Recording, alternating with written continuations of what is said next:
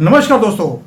ऐसा कि आपको लगता नहीं है कि कुछ अजीब सा हो रहा है कि मोदी जी ने एकदम से पीओके के बारे में बात करनी शुरू कर दी। और इसका कोई तो मकसद होगा, क्योंकि मोदी जी बिना बात पे कोई चीज़ बोलते नहीं हैं। लेकिन उससे पहले आपको मैं एक दो खुशखबरियां भी दे दूँ।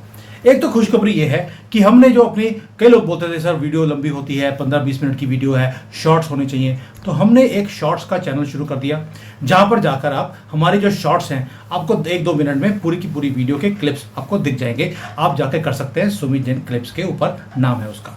दूसरा एक और खुशखबरी है, मंजरी जी और मैं दोनों एक चैनल और शुरू कर रहे हैं, क्योंकि हमने मुहिम शुरू करनी है आज़ाद हिंद फौज खड़ी करने की।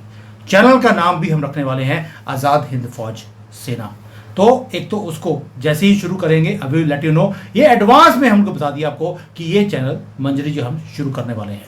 उसमें करता धरता भरता वो सारा कुछ मंजरी जी होने वाली है। यहाँ पर भी वही है, लेकिन वहाँ पर तो बिल्कुल ही है।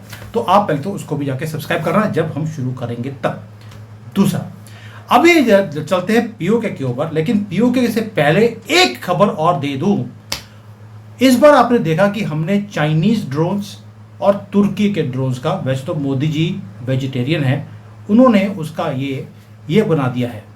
ये बनाकर पता नहीं किसको सर्व किया है, लेकिन ये उनके ड्रोन्स का हमने हल कर दिया। साथ में मोदी जी ने एक काम और अनाउंस कर दिया, हमने अपना एक नया ड्रोन जिसका नाम रखा है शेषनाग।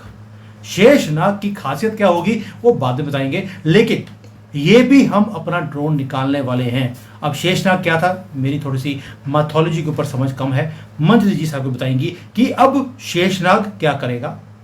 और जो पीओके की मुहिम है जो मोदी जी ने तेज कर दी है वो क्यों करी है, और जो ये नया मैप मोदी जी ने डिसाइड कर लिया कि ये नया मैप आने वाला है। बलूचिस्तान ने ऑलरेडी आज बोल दिया है इंडिपेंडेंस डिक्लेयर उन्होंने कर दी है। सिंध ने भी शुरू कर दिया, खैबर वाले तो ऑलरेडी तैयार थे। पीओके हमारा था, है और रहेगा, लेकिन वाई नाउ? महेंद्र जी जय सिया राम। एंड वाई मोदी जी, आपके मोदी जी पीओके के पीछे क्यों पड़ गए इतने हाथ धोके? सेंट्रल एशिया से डायरेक्ट कनेक्शन है। आप यूरोप बाय लैंड जा सकते हैं, आप ऊपर रशिया जाएंगे, आराम से जा सकते हैं। देखिए, एक मैं आपको ये मैप दिखाती हूँ। अब इसमें क्या है, ये ट्रेड रूट्स हैं जो रेड से दिखाए गए हैं। इसमें साफ साफ कैन यू सी द पॉ, जो हाथ का ये कर्सर जहां मूव कर रहा है वो आपको दिख रहा है? नहीं नहीं नहीं, वो नहीं दिख रहा। कर्सर नहीं दिख रहा, ओके फाइन। तो इसमें आप देखिए, गुजरात से आप ऊपर जाते हैं, तक्षशिला से फिर आप बुखारा तक जा सकते हैं, बुखारा से आप दूसरी तरफ जा सकते हैं। तो दो तरफ जा सकते हैं, एक रशिया की तरफ और एक यूरोप की तरफ। तो ऐसे अगर आप जाएंगे, जो ओल्ड सिल्क रोड थी वो भारत की थी, क्योंकि वास्को ड गामा जब आया था तो भारत को खोजता हुआ आया था।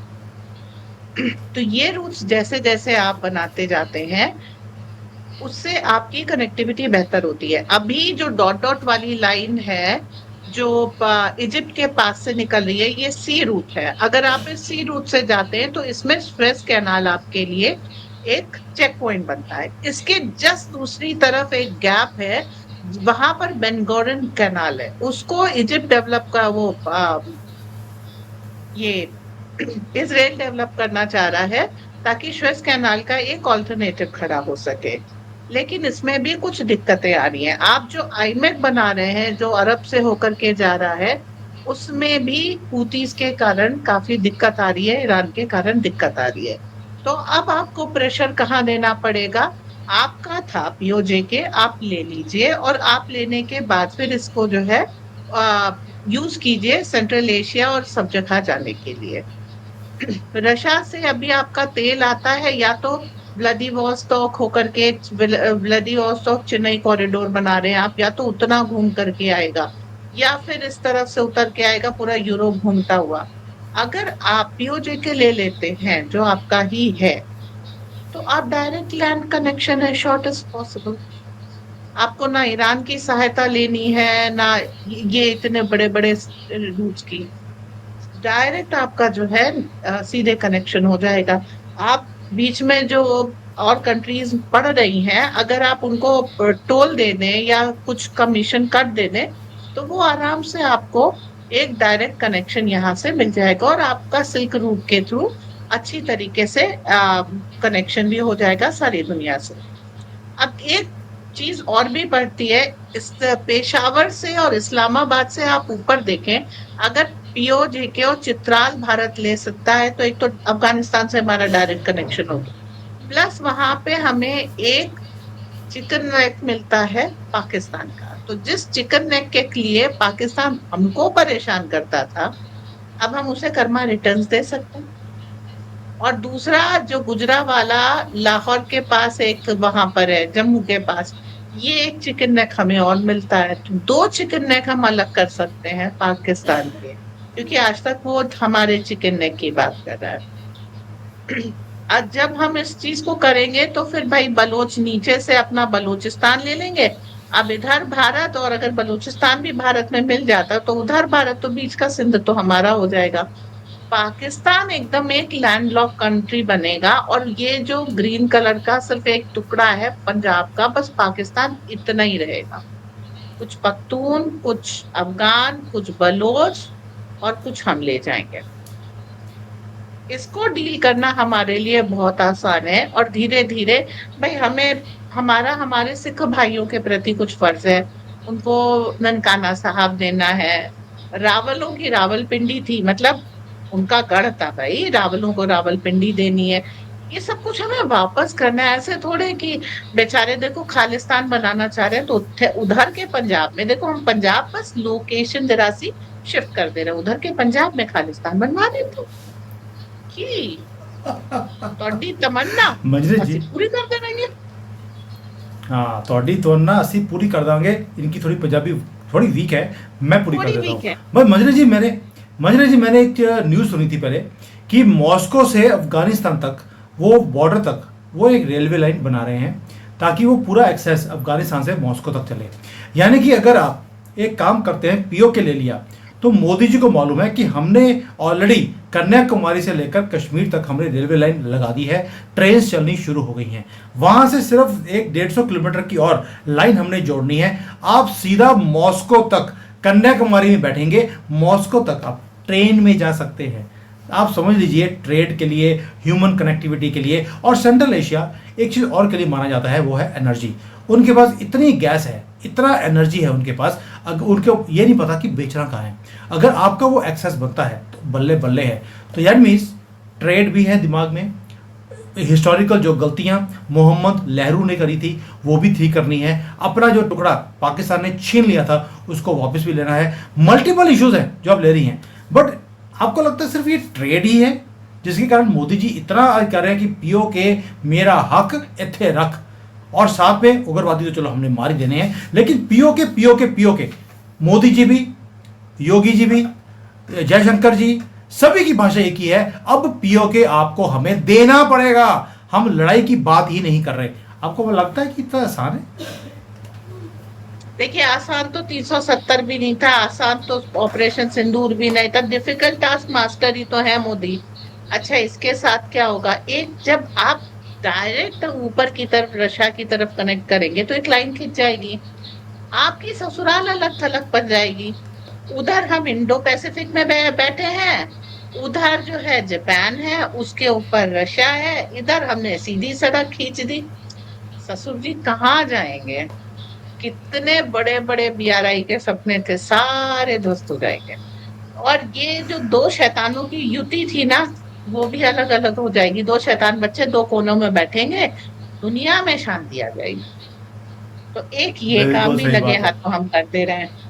और उसके बाद क्या है, देखिए ये सेंचुरी एशिया की, और चाहे सबको देखिए, अगर यूएस ईरान को दबिश दे रहा है तो ईरान कहाँ है एशिया में? अभी अगर वो दुबई में दबिश दे रहा है, डॉलर किससे चल रहा है? एक हमने एपिसोड किया था शायद, 1950 तक वहां पर रुपया चलता था, भारत का आरबीआई का छापा हुआ रुपया चलता था। 1950 में शायद इन लोगों को, लेडू जी को कुछ पहुंच गया होगा, इन्होंने उसके बाद 50 से 56 के बीच में जो किया कि उनके लिए अलग करेंसी छापी, अपने लिए अलग, मतलब एक ही रुपया था, लेकिन उनका अलग तरीके का था, हमारा अलग तरीके का था। और तब जा करके अमेरिका इनको कन्विंस कर पाया, इन सारे देशों को, कि आप हमारे साथ डॉलर में ट्रेड कर लो। उस समय अमेरिका इनके रॉयल फैमिलीज को सिक्योरिटी वगैरह भी देता था, और पेट्रोल का सबसे बड़ा ग्राहक भी था। उसने वहां पर रिफाइनरीज वगैरह लगाई थी। हमारे यहाँ से कोशिश हुई, लेकिन हमें सरकारी तौर पे रोक दिया गया। तो आप इन चीजों को समझिए, वरना आज जो है डॉलर की जगह रुपया इंटरनेशनल करेंसी होता, पेट्रो डॉलर जैसी कोई चीज नहीं होती। आज आपको आउट ऑफ द वे जा करके उन लोगों से डील नहीं करनी पड़ती। भारत का सिक्का चलता था, मतलब भारत का राज्य वहां था। मैं पहले बता चुकी हूँ, 1920 में हाइफा फोर्ट सिख रेजिमेंट ने कराया था आजाद, कि ये हमारा देश है। धीरे धीरे हम ये कड़ियां जोड़ते हुए वहां तक पहुंच सकते थे। अब आज के ये कायरतावादी कहेंगे हमको ये नहीं चाहिए, हमको वो नहीं चाहिए, ये पॉपुलेशन नहीं चाहिए, वो पॉपुलेशन नहीं चाहिए। लेकिन कुर्द लोगों के ऊपर कितना अत्याचार हुआ। वो मोर के उपासक है, उनके जो देवता है वो मोर पे बैठते हैं। और हमारे यहाँ कार्तिकेय जी अकेले देवता है जिनका वाहन मोर है। तो उस ट्राइब को आपने अलग कर दिया, कुर्द लड़कियों के ऊपर और कुर्द जाति के ऊपर कितना अत्याचार हुआ। वही सारी चीजें हमको स्टैब्लिश करनी है। ये जो सेंट्रल एशिया की लड़ाई है, एक्चुअली ये भारत का था, और हमें यहाँ पर शांति स्थापना करनी पड़ेगी। कोई और नहीं आ सकता, यूरोप नहीं कर सकता, अमेरिका नहीं कर सकता, इंग्लैंड नहीं कर सकता, चाइना नहीं कर सकता। इस भूभाग में अगर वहां के लोगों को शांति से जीना है तो उन्हें भारत की आवश्यकता पड़ेगी। और हमको भी पहले जो सिल्क रूट था, हम भी भारत के विभिन्न भागों से इकट्ठा होते थे, मक्केश्वर महादेव को प्रणाम करके उसके बाद यूरोप में प्रवेश करते, और वहां पर वाटिका में प्रणाम करके फिर हम अपना वो करते थे।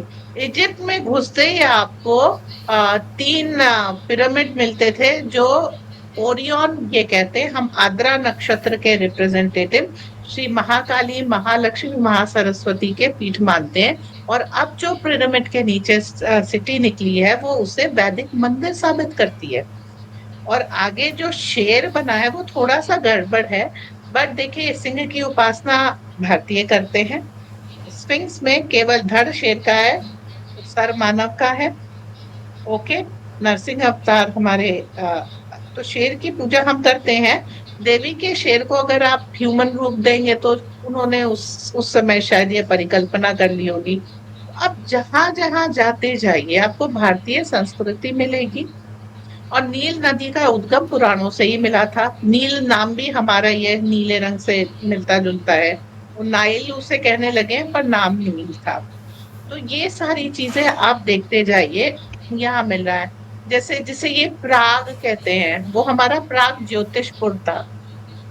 प्राग ज्योतिषपुर था, इन्होंने ज्योतिषपुर डिफिकल्ट था, हटा दिया। प्राग इस वो जगह का अभी भी नाम है। तो ये सारी चीजें आपकी संस्कृति और सभ्यता से जुड़ी हैं।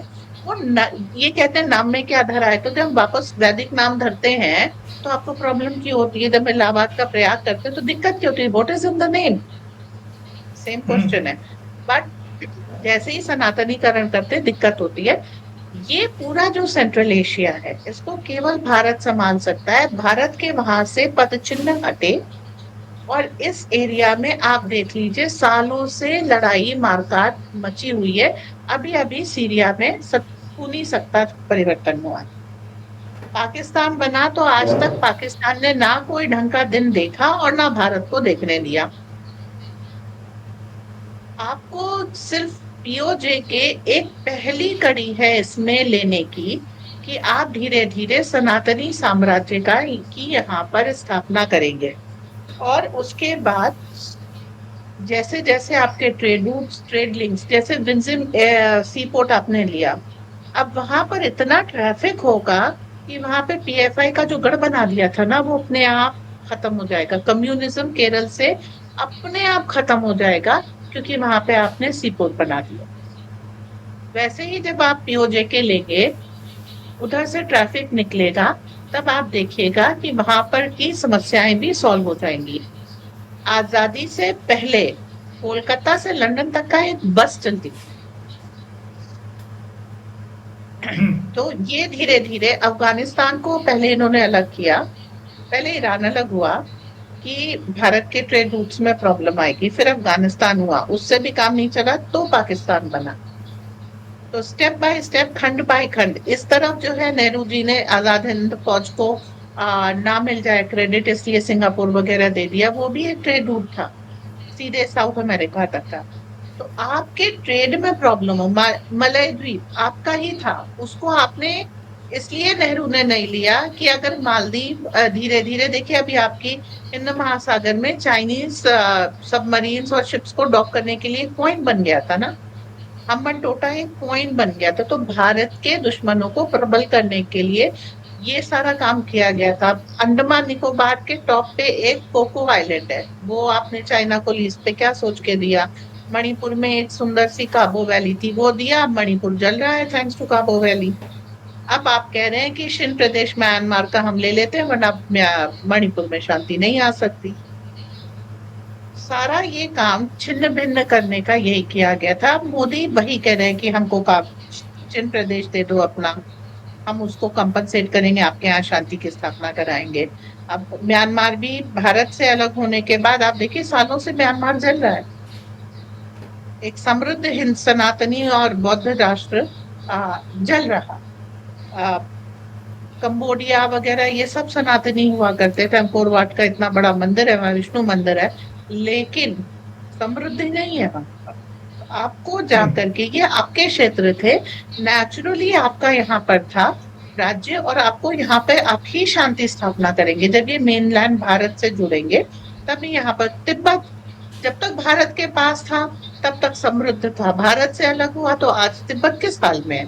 तो भारत को ही जा करके तिब्बत में अपना राज्य, त्रिविष्टप कहते थे इसे, इसमें स्थापित करना पड़ेगा, इसके अलावा कुछ नहीं। और जो मानसरोवर है वो हमारी सारी नदियों का स्रोत है, सारी नदियां वहां से ही निकलती हैं। तो आपको ये सारा काम करना ही पड़ेगा, जिसका पहला स्टेप पीओजे के है, जो मोदी जी, मेरे मोदी जी उठाने जा रहे हैं। और काफी सारा काम आपके योगी जी के ऊपर भी पड़ेगा ऑफ कोर्स, क्योंकि बहुत कम समय में इतने बड़े कार्य को नहीं किया जा सकता। मंजरी जी, एक चीज और भी है कि अगर आप पीओके लेते हैं, जो लोग नहीं समझते हैं कि भाई जैसे ही पीओके आपने लिया, गिलगित का एरिया लिया, तो आपने चाइना को पाकिस्तान से परमानेंटली कट ऑफ भी कर दिया, क्योंकि कनेक्शन वो सिर्फ इसी एरिया से बनता है। यानी कि आपकी जो परमानेंट प्रॉब्लम है कि पाकिस्तान को चाइना सपोर्ट करेगा, आपने वो लाइफलाइन भी पाकिस्तान की खत्म कर दी, और मेरे ससुर जी जो हैं उनकी जेबें भी खाली कर देंगे, क्योंकि 50-60 बिलियन डॉलर जो इन्होंने लगाए हैं वो भी मिट्टी में मिल जाएंगे। तो यानी कि पीओके अब हमारे लिए बहुत ज़्यादा इम्पोर्टेंट वो बनता जा रहा है, और इसीलिए मोदी जी ने मुहिम भी तेज़ कर दी है, मेरा पीओके मुझे वापस करो, नहीं करोगे तो आपका, अभी तो न्यूक्लियर बम हमने फोड़े हैं आप ही की कंट्री में, आगे क्या क्या आपका फूटने वाला है ये तो मोदी जी जानते हैं, वरना योगी जी तो पूरा कर ही देंगे। तो मंजरी जी, अब मैं ये की बात बोल सकता हूँ कि वी विश कि ये जो नया मैप पाकिस्तान का निकला है ये जल्दी से पूरा हो। अब जिसको बोलते हैं कि वेट नहीं होती है, हमें उम्मीद इतनी ज़्यादा हो गई है, जो ये ऑपरेशन सिंदूर था इसलिए लोगों को गुस्सा भी था कि यार जब इतना बढ़िया काम आप कर रहे थे तो रुकने की ज़रूरत क्या थी। बट आपको मालूम है मोदी जी की प्लानिंग कुछ और चलती है। बलूचिस्तान ने ऑलरेडी डिक्लेयर कर दिया है इंडिपेंडेंस, और हमने निकाला है शेषनाग, कि अभी तो हमारे जो छोटे मोटे ड्रोन थे उसी से आपकी फटके हाथ में आ गई है, शेषनाग आएगा तो आपका क्या होगा। और शेषनाग क्या है मंजरी जी, वो भी समझा दीजिए कि वाई शेषनाग। शेषनाग शिव जी के गले का एक सांप है, जो जिसके ऊपर कहते हैं पृथ्वी टिकी हुई। तो अगर ये शेषनाग इसलिए है क्योंकि ये पृथ्वी का 10,000 किलोमीटर 5 आवर्स की फ्लाइट है। तो आप समझिए इसमें बहुत शक्ति है। 10,000 किलोमीटर कहीं मोदी जी कम बोल रहे हैं, क्योंकि ये जब ओशियानिक भी छोड़ी थी तो उन्होंने बस पूरी शक्ति नहीं बताई जाती, ये मान लीजिए। तो ये जो कुछ भी हो रहा है, इसलिए शेषनाग की इम्पोर्टेंस बहुत ज्यादा है। ये ड्रोन टेक्नोलॉजी में भारत पीछे था और कहते थे कि इस ड्रोन टेक्नोलॉजी को नहीं जानने के कारण भारत की फौज घुटने टेकेगी। और आज इतनी वैरायटी के ड्रोन्स हमने बना लिए हैं। और आप देखिएगा, देखिए आप एक एक चीज और है, थोड़ा सा हटके है, आपने ड्रोन बनाया, हाँ, हैवी पेलोड ले जाने वाला ड्रोन बनाया, ठीक है, उसको जरा सा डिजाइन कर लीजिए, फ्लाइंग कार ही तो है। So you are is already stepping in future in a very very big way. Flying cars ज्यादा दूर का सपना नहीं है और तरक्की का नाम मोदी है। भारत बिल्कुल सही की कह रही है। फ्लाइंग कार ऑलरेडी चाइना में शुरू हो गई है। यहाँ पर आपको फ्लाइंग कार दिखती है कई जगह पे जहाँ पर अलाउड है, और दैट मीन्स कुछ भी दूर नहीं है। जब आपने ड्रोन बना लिया तो flying car is very very easy. और जब आपने शेषनाग आपने बना लिया तो साथ में मोदी जी ने भी एक कैप्टेड मैसेज भेज दिया। आप टोपी देखिए, उसके अंदर त्रिशूल दिखता है। आपने यानी कि महादेव का आह्वान कर दिया है। और मोदी जी कितने बड़े भगत हैं वो आपको पता है महादेव के। और आपको इवन की जो हमारा कॉरिडोर बने हैं सारे महादेव की जितनी एरियाज़ हैं वहाँ पर कॉरिडोर पे कॉरिडोर बनाते जा रहे हैं।